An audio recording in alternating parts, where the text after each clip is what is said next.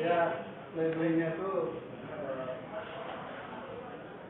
judulnya ini. Bisa dibaca?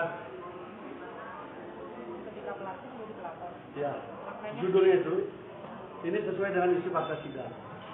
Jadi yang isinya nggak mungkin kita ungkap, hanya saya hanya jelaskan aja.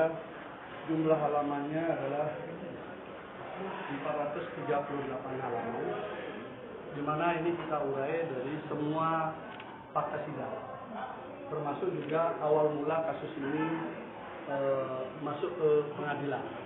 Artinya kita juga ungkap bagaimana adanya seperindik ada 3. Jadi kejanggalan dari awal kita ada sebutkan. Seperindik ada 3, P19 sampai 6 kali, padahal aturannya tidak begitu ya. 3 kali sudah harus di SP3 kasusnya, ini 6 kali kita ungkap juga sebagai prolog. Tetapi yang paling penting adalah dari fakta itu kesimpulannya ini. Kenapa? Karena kita ungkapkan juga fakta sidang soal chatting mesra daripada korban itu beberapa kali kepada terdakwa dan terdakwa tidak terlalu merespon, kita ungkap. Surat juga yang menyatakan bersedia untuk menjadi istri terdakwa itu juga muncul. Jadi semua kita ungkap. Dan kami juga meminta kepada penuntut umum karena menghadirkan 2 peristiwa di dalam pidana ini untuk bisa membuktikan lebih terang. Khususnya misalnya peristiwa yang kedua. Peristiwa kedua itu kejadiannya kan pukul 2.30 dini hari. Pukul 2.30 dini hari di dakwaan itu sudah ketemu nama orangnya siapa-siapa yang terkait. Tetapi di sidang terakhir sampai tuntutan kemarin itu hilang semua. Lalu tiba-tiba saja si korban ini dari pondok langsung ke TKP itu yang jaraknya kalau naik mobil itu, naik kendaraan itu 30 sampai 45 menit itu tiba-tiba sudah ada di TKP. Kita minta untuk dijelaskan bagaimana caranya si korban bisa ke TKP pukul 2.30 dini hari di mana tempatnya sudah hilang. Karena di tuntutan hilang itu. Kenapa ini penting? Karena waktu peristiwa itu gugur, maka dia pasal 65 nggak bisa dipakai. Jadi tuntutan sadisnya jaksa nggak bisa dipakai. Kita minta itu dihadirkan nanti di revisi, bisa nggak?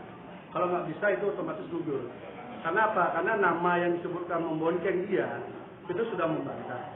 Orang yang ketemu dengan dia di lokasi juga membantah.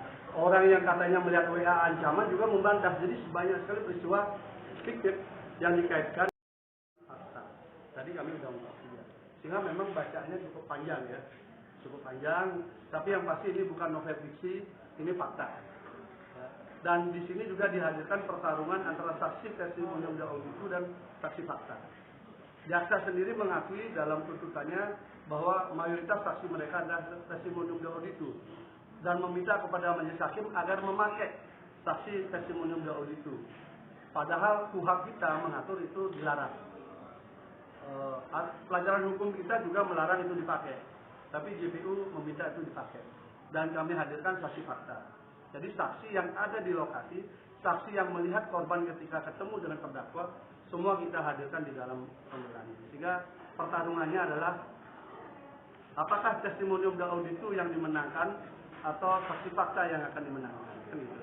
Kalau testimonium itu yang dimenangkan, maka akan lahir peradilan sesat. Dan itu akan bisa terjadi kepada semua orang. Tinggal sebutkan aja si A, nanti kita jadi 1, 2, 3, 4, 5 orang, cerita sama, dia bersaksi di situ walaupun tidak ada di lokasi. Maka itu dianggap kesaksian. Itu yang akan terjadi. Dan itu akan menuju peradilan yang sesat. Kami menolak saksi itu karena itu melanggar asas-asas penegakan hukum dan keadilan. Kami ingin fakta sidang aja dipakai. Kami juga mengajak kepada jaksa penuntut umum jangan sekedar menjadi penuntut, karena jaksa itu juga penegak hukum, penegak keadilan, dia juga punya nurani untuk mengukur nuraninya. Karena itulah saya katakan tuntutan kemarin itu tuntutan yang sadis dan tidak berperi keadilan, tidak mengacu pada fakta sidang. Seandainya Bu Mia tadi hadir, mungkin dia bisa dengar ini. Bagaimana dia menuntut tinggi dengan gagahnya, hanya datang untuk menuntut, tapi tidak pernah mendengar hal seperti ini. Dia hanya mengandalkan laporan saja. Ini kan memalukan juga.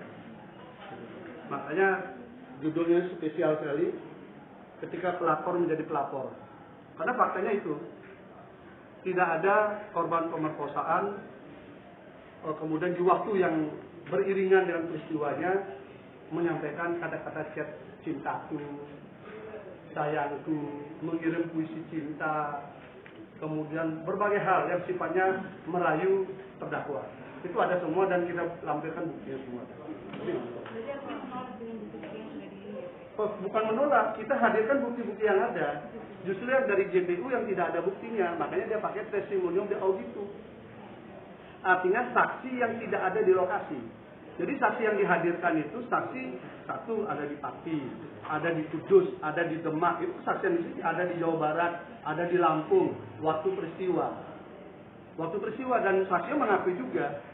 Dan itu dipakai sebagai bahan untuk kemudian JPU menuntut 16 tahun Mas Devi. Makanya saya minta kepada warga Sidikiyah lawan terus dulu dengan doa. Karena seperti yang disampaikan Pak Kiai, ketika peristiwa penyerbuan oleh polisi ke sana dengan memasuki daerah-daerah yang dianggap sakral bagi warga di sana, beliau mengatakan, Pak Kiai yang menyampaikan dan saya juga sudah mendengar juga, setelah ini bintang-bintang berjatuhan, melati berserakan, untung-untung terapung, dan belum berhenti sampai di sini. Ya kita lihat saja, hari ini sudah berapa bintang berjatuhan, melati berserakan, yang untung-untung terapung diterjemahkan sendiri. Apakah sampai berakhir kapan kami nggak tahu. Tapi itulah keyakinan dari beliau dan warga yang biasa. Replik. Oh iya pasti.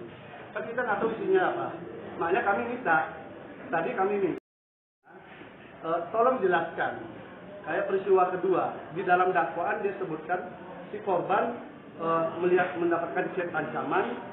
Dia kemudian menyampaikan kepada saksi A menyuruh datang, lalu saksi B mengantarkan naik motor, kemudian saksi C ada di situ.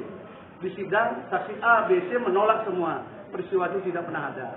Makanya kemudian di tuntutan JPU mengubah cerita itu dari dapat chat dia sampaikan pada saksi orang lain, lalu tiba-tiba sudah ada di TKP pemerkosaan terjadi. Makanya saya tanya, bagaimana cara si korban datang ke TKP untuk seorang perempuan pukul 2.30 dini hari? Kita minta di replik muncul nggak? Kalau di replik nggak muncul berarti ya sudah jujur dong.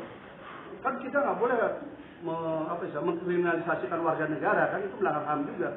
Kalau memang nggak terbukti ya sudah, kan juga bukan jaksa penyidiknya kan polisi. Yang mimpin itu nyerang Sidikiyah kan sudah tumbang semua satu persatu dari siapa saja. Kan bukti, teman-teman lihat sendiri kan. Dan saya sudah katakan awal sidang kan, saya sudah katakan, nah itu karena itu petunjuk Pak Kiai. Dan buktinya Niko sekarang kena juga. Kalau hari ini dia kemudian besar akan terkena kasus HAM ya karena melanggar HAM juga waktu di pondok. Cara-cara dia kan melanggar HAM juga di pondok. Wajar kalau Niko hari ini kemudian harus tumbang juga bintangnya. Loh iya kan? Ini urusan keyakinan.